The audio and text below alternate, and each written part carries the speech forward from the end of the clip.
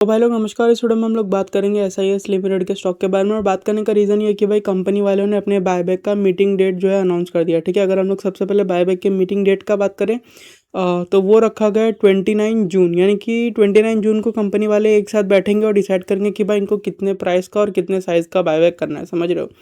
तो हमारा काम ये है कि यार अगर हम लोग एक बार कंपनी को देख लें कि कंपनी कैसी क्या है, तो बहुत ज़ोर की रिकवरी आई है कंपनी में। लेकिन अगर आप कंपनी का प्राइस देखोगे तो बहुत ही सस्ते में बिकता है कंपनी, यानी कि 0.3 का market cap to sales, 6,000 crore का मार्केट कैप में है, यानी कि कंपनी अराउंड 15,000 करोड़ के आसपास का सेल कर रहा है। जी हाँ, कंपनी अराउंड 15,000 करोड़ के आसपास का सेल कर रहा है और इतना हाई सेल करके मात्र 6,000 करोड़ के मार्केट कैप में बिक रहा है। क्या ये कंपनी सस्ता है? इसका आंसर है बिल्कुल भी नहीं, क्योंकि ये जो बिज़नेस कर रहा है बहुत ही ज़्यादा कमोडिटाइज बिजनेस है। इस बिज़नेस में कभी भी कंपटीशन खड़ा हो सकता है। इस बिज़नेस में पैसा कमाना मुश्किल है। ये बिज़नेस आउटडेटेड हो चुका है। बस ये लोग लेबर आर्बिट्राज करते हैं, मतलब कहीं से लेबर उठाए कहीं पे काम पे लगा दिए, बीच में थोड़ा बहुत ये लोग कर रखते हैं अपने पास। तो ये वाला जो बिज़नेस है बहुत ही आउटडेटेड हो चुका है। ठीक है, एंड जनरली हम लोग देखते हैं आउटडेटेड बिजनेसेस बहुत ही सस्ते बिकते हैं। अगर उनका रिजल्ट अच्छा भी आ रहा होता है तो भी वो लोग जनरली सस्ते ही बिकते हैं। जैसे कि आप पेट्रोल कंप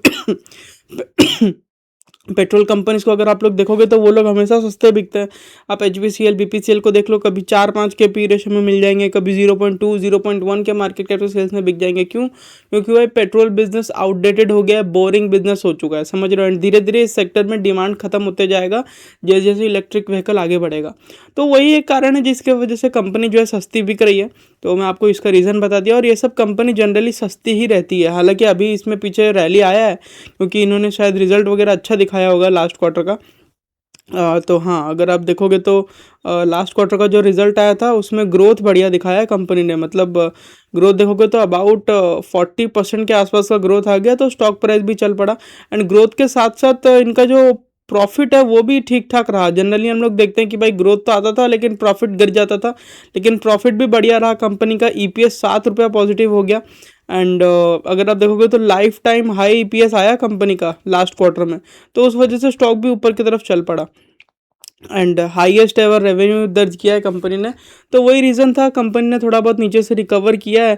टीम लीज को अगर आप देखोगे ना, टीम लीज और SIS का जो बिजनेस मॉडल है बहुत हद तक सेम ही है। मतलब वही सिक्योरिटी सर्विसेज वगैरह देते हैं और ATM में कैश वगैरह डालने का काम करते हैं लोग। ठीक है, बाकी अगर हम लोग नीचे जाके देखें तो इसका अगर हम लोग पास्ट बायबैक को देखें तो देखो, फर्स्ट ऑफ ऑल मैं आपको ये बोल दूं कि एक तो अनुमानित नंबर मैं आपको देने वाला हूं कि मेरे हिसाब से बायबैक प्राइस और साइज़ क्या रह सकता है। ठीक है, लेकिन जब कोई इतना छोटा कंपनी बायबैक अनाउंस करता है ना, तो आप लोग को ध्यान रखना है कि भाई इतना छोटा साइज़ का कंपनी बायबैक का साइज़ क्या रखेगा नहीं रखेगा, इसके ऊपर एग्जैक्ट कमेंट्री कर पाना मुश्किल है। वैसे तो किसी बायबैक में एग्जैक्ट कमेंट्री कर पाना मुश्किल है, लेकिन बजाज में हमारा जो एनालिसिस था, जो एक्यूरेसी था, बहुत ही हाई था। समझ रहे हो? क्योंकि बड़ी कंपनी जब करती है बायबैक थोड़ा बहुत प्रेडिक्टेबल होता है, लेकिन जब इतनी छोटी कोई कंपनी बायबैक वगैरह करती है तो वो जो है इतना ज़्यादा प्रेडिक्टेबल नहीं हो पाता है। समझ रहे हो?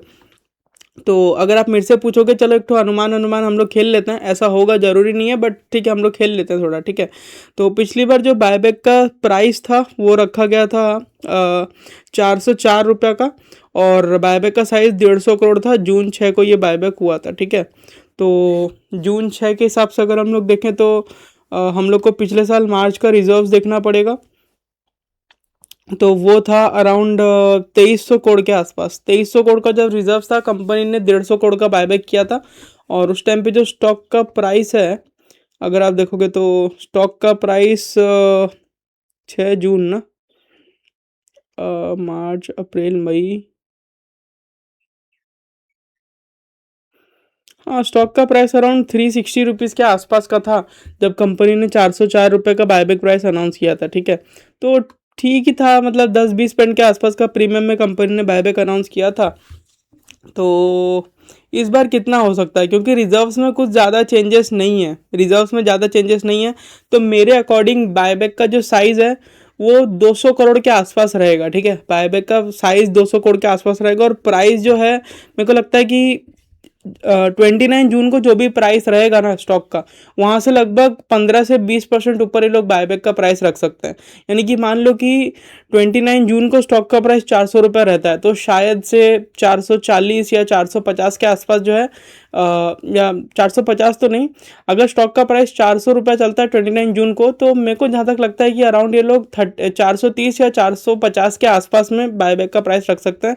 मतलब within the range of 15% to 25%, इतना प्रीमियम में लोग बायबैक करेंगे। And let's see how the things play out. But अभी के हिसाब से तो इतना ही रखते हैं। आई होप आप लोग को वीडियो पसंद आया होगा, और कल इस बायबैक की न्यूज़ की वजह से स्टॉक कहाँ खुलता है वो भी देखना जरूरी है।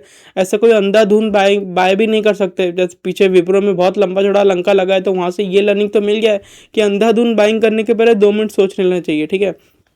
बाकी तो यार इतना ही रखते हैं। आई होप आप लोग को वीडियो पसंद आया होगा। फिर मुलाकात होगी अगले वीडियो में, तब तक के लिए नमस्कार।